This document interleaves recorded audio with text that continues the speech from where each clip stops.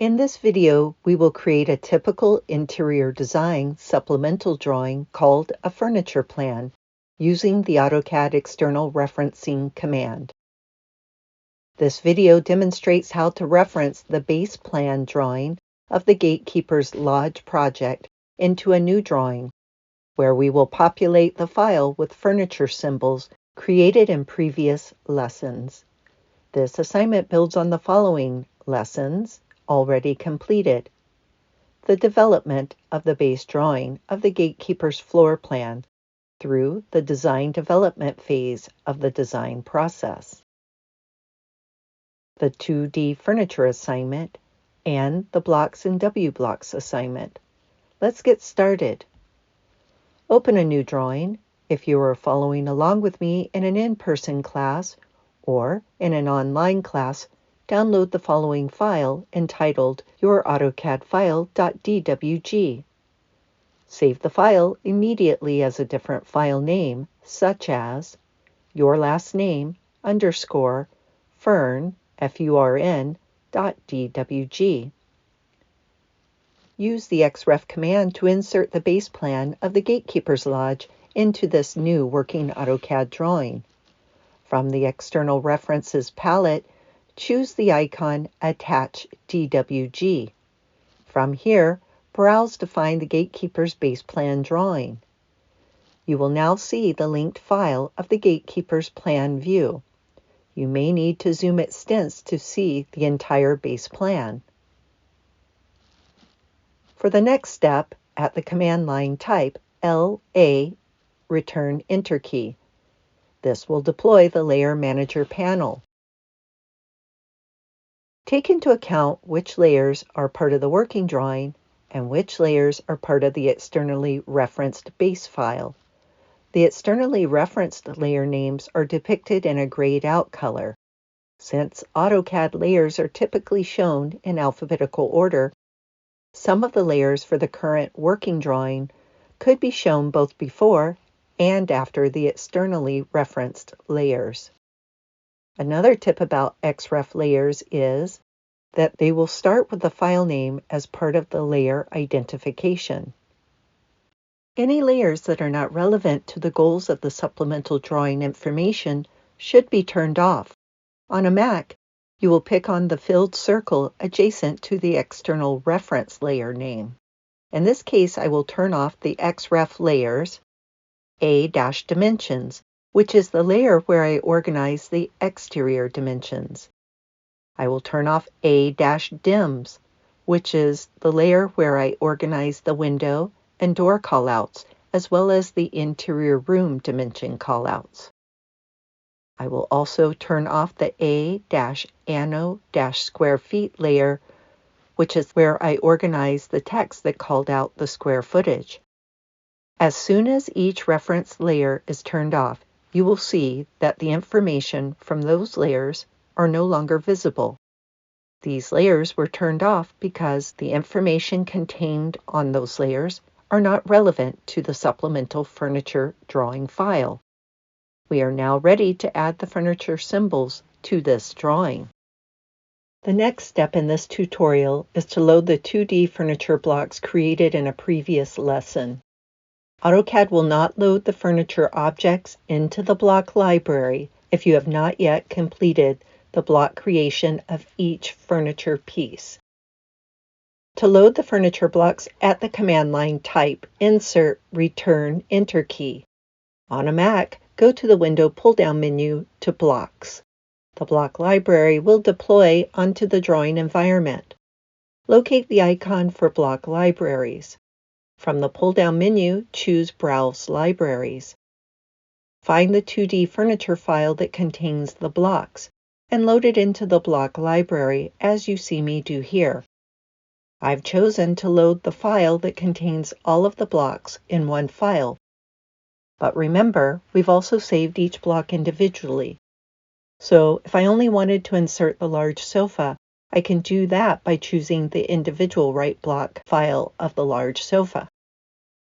Since this assignment requires all of the furniture drafted from the 2D furniture plan, we will load the file that contains all of the blocks. You can omit the 36-inch square shower and the side-by-side refrigerator freezer. You do not have to use those blocks. In addition, you have the option to use the baby grand piano or not. That may be included, but you can choose not to include that. The next step is to create a layer for the furniture. Pick on the new layer icon to define the following layer: iFern, color 30, line type continuous, line weight 0.012. Make the new layer the current layer. It is time to start the configuration for furniture layout number 1. Start in any room that you want to begin populating with furniture. I will begin in the bedroom with the queen bed. A typical placement of a bed is directly across from the entrance of the room. In this case, there are 2 options, which will locate the bed under the window. Within the block library, I will change the rotation angle listed here from 0 degrees to 270 degrees. From the block library, as soon as I double-click on the queen bed icon, you will see that the bed is rotated on the crosshairs. I will use object tracking to place the bed 1 inch away from the wall. Do not place any object lines directly on a wall line. In the corner of the room, I will add an armchair. I will change the rotation angle from the previous 270-degree setting to 135 degrees. As soon as I double-click on the armchair icon, you will see that the chair is rotated on the crosshairs.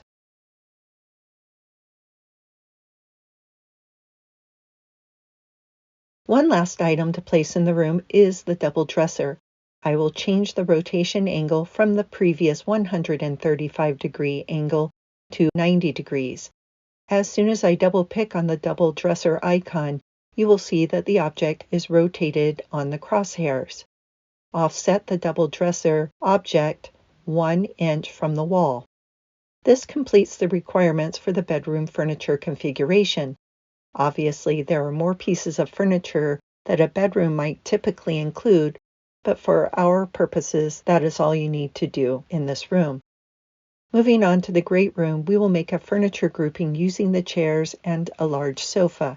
You are free to create any combination of furniture just so long as each object from the 2D furniture lesson is shown in one of the layout configurations. We will be creating 2 total furniture layouts for this assignment. One thing that is missing and might be useful is a coffee table and side tables. You should add this into the configuration. What are the typical dimensions for side tables? Although dimensions vary among manufacturers for specific tables, space planning symbols for side tables are typically sized in the following range: 18 by 18, or 18 by 24, or 18 by 28. Typically, side tables are 24 inches in height. Nesting table sizes start with the largest table at 24 by 16, and the height will vary as each table must nest inside the larger one in the set. Round side tables are typically 18 inches in diameter and 24 inches in height. Another type of table you will need to create for this assignment is the coffee table.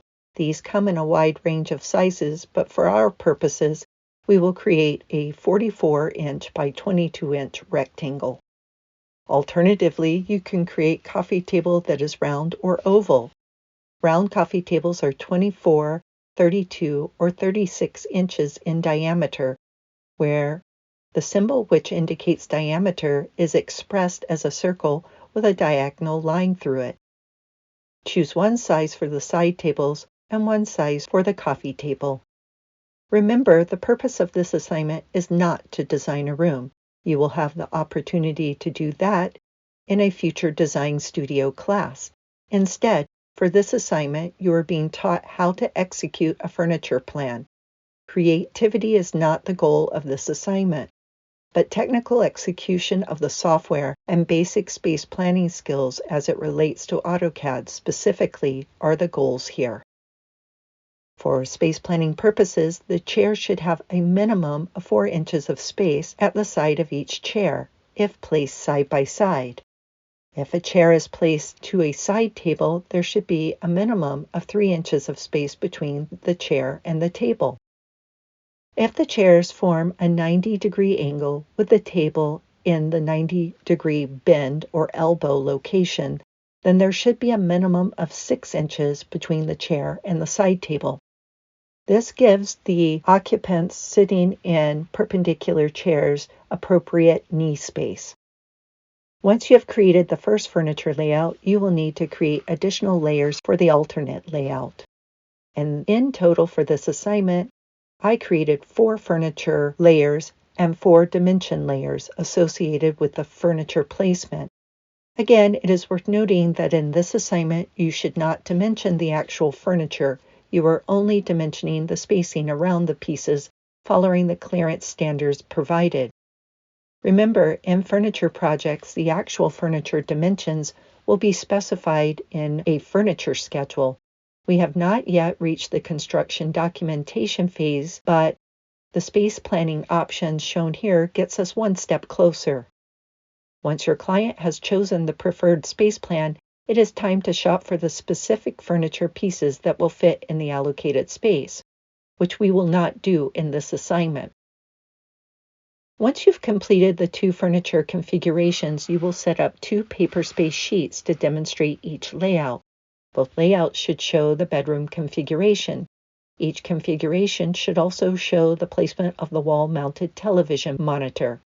The thick polyline seen here should be set off from the wall by a minimum of 1.5 inches, so that the object is not confused as part of the wall line.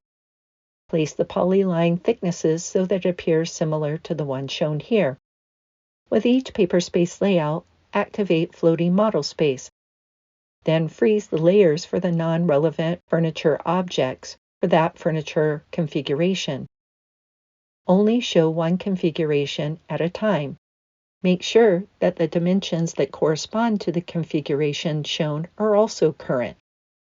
Repeat this process for the alternate furniture layout.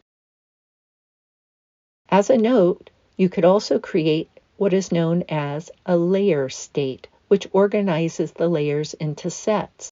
This will allow you to toggle the 2 different layer combinations on or off through the layer dialog box.